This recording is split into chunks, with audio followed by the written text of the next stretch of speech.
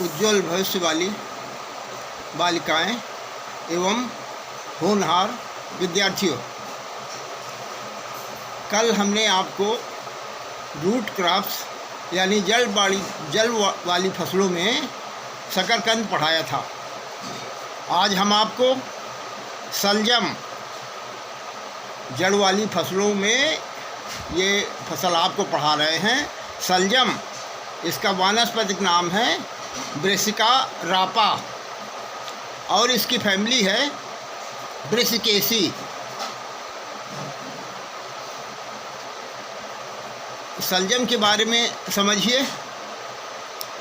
गाजर और मूली के समान शलजम भी एक रूपांतरित जड़ है जो अपने अंदर भोजन सामग्री इकट्ठा करके मोटी हो जाती है। शलजम को साग भाजी के अतिरिक्त पशुओं को चारे के रूप में भी खिलाया जाता है। आयुर्वेद की दृष्टि से यह रुक्षता नाशक और रक्त शोधक है, लेकिन कफ प्रकृति वालों का वह कफ बढ़ाती है। इसकी सब्जी क्षुधावर्धक होती है। शलजम में जल, कार्बोहाइड्रेट, वसा, प्रोटीन, खनिज लवण पाए जाते हैं। अब इसकी भूमि के बारे में समझिए आप। गाजर और मूली के समान शलजम के लिए बलुई अथवा बलुई दोमट भूमि सर्वोत्तम रहती है, लेकिन इसको मृत्तिका दोमट यानी क्ले लोम भूमि में भी सफलतापूर्वक खेती की जा सकती है। अब भूमि की तैयारी समझिए।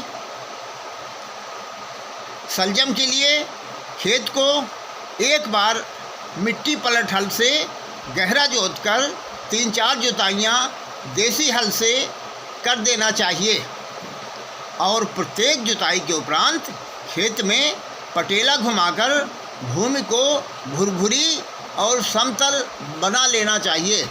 तो इस प्रकार इसकी खेती के लिए भूमि की तैयारी है। अब इसके बाद आप खाद और उर्वरक देखिए। खाद और उर्वरक के लिए जहाँ तक बात है, तो शलजम की अच्छी उपज लेने के लिए खेत की तैयारी के साथ उसी समय उसमें 200 क्विंटल गोबर की खाद, सड़ी हुई खाद गोबर की डालना चाहिए और इसको अच्छी तरह से भूमि में मिला देना चाहिए। उसके बाद उर्वरकों के रूप में प्रति हेक्टेयर पोषक तत्वों की मात्रा इस प्रकार दी जाती है, जैसे nitrogen 60 kilogram, phosphorus 50 kilogram, potash 50 kilogram.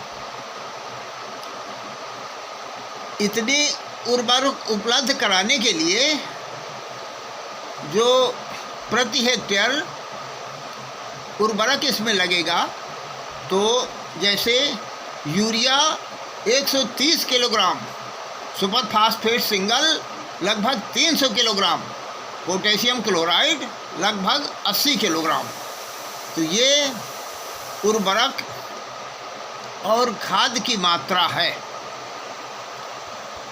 अब उसके बाद इसका आपने खाद और उर्वरक देने की विधि भी आप जान गए हैं। अब उसके बाद बुआई का समय देखिए। मैदानी क्षेत्रों में शलजम की बुआई किस्म के अनुसार अगस्त से दिसंबर तक की जाती है। एशियाई या देसी किस्में पहले और विलायती किस्में बाद में यानी अक्टूबर से दिसंबर तक बोई जाती हैं। पहाड़ी क्षेत्रों में बुआई मार्च से मई तक की जाती है। शलजम लगातार प्राप्त करने के लिए 15-15 दिन के अंतर पर बोते हैं। अब बीज की मात्रा समझिए। शलजम का बीज 3 से 4 किलोग्राम प्रति हेक्टेयर पर्याप्त होता है। बीज बोने का ढंग समझिए।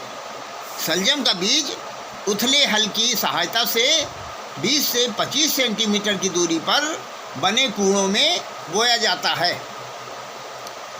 पौधे से पौधों की दूरी 8 से 10 सेंटीमीटर रखनी चाहिए, लेकिन पहले बीज को पंक्तियों में 1.5 से 2 सेंटीमीटर के फासले पर बो देते हैं और जब पौधे 3 पत्तियों के हो जाते हैं तो फालतू पौधों को निकालकर उसकी आपस की दूरी 10 सेंटीमीटर कर दी जाती है। बीज को 1.5 से 2 सेंटीमीटर गहरा बोना चाहिए। शलजम को 30 सेंटीमीटर की दूरी पर बनाई गई मेड़ों पर बोना चाहिए। तो ये इसका बीज और बीज बोने का ढंग है। अब इसकी उन्नतशील किस्मों के बारे में ज़रा समझिए।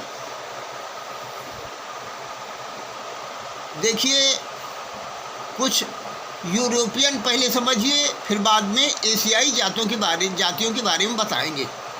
यूरोपियन समझिए। पूसा स्वर्णिम, नाम इनके कायदे सुनते जाइए।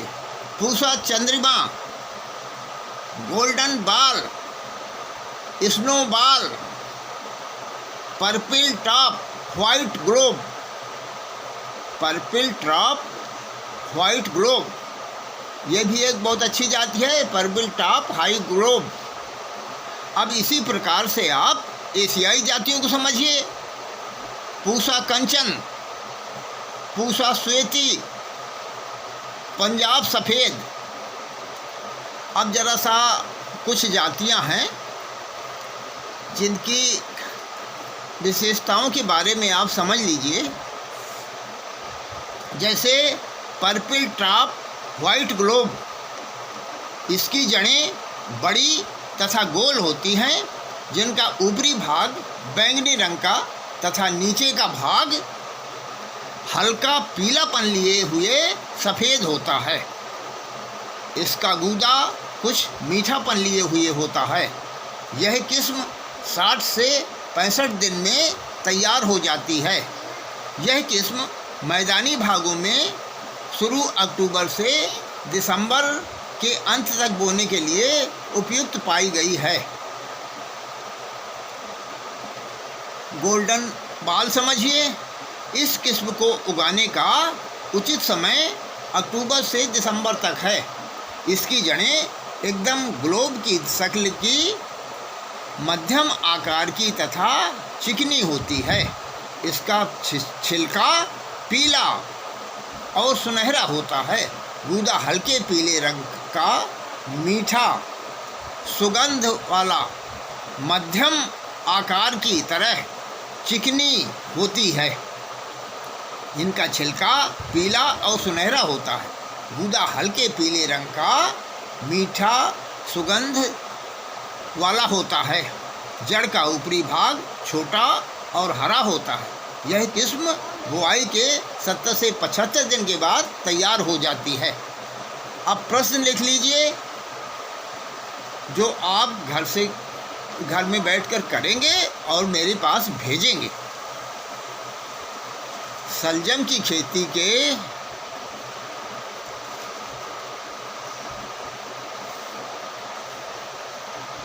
निम्न शीर्षक के आधार पर लिखिए। शीर्षक लिखिए। नंबर 1 भूमि, नंबर 2 भूमि की तैयारी, नंबर 3 खाद एवं उर्वरक। प्रति हेक्टेयर लिखना है। हम आपको प्रति हेक्टेयर पढ़ा रहे हैं, इसलिए चाहे आप बीज लिखें चाहे आप खाद लिखें, सब प्रति हेक्टेयर में ही लिखेंगे। प्रश्न नंबर 2 लिखिए। शलजम की बीज का निम्न शीर्षक के आधार पर वर्णन कीजिए। नंबर 1 बीज की मात्रा एवं बीज बोने का ढंग।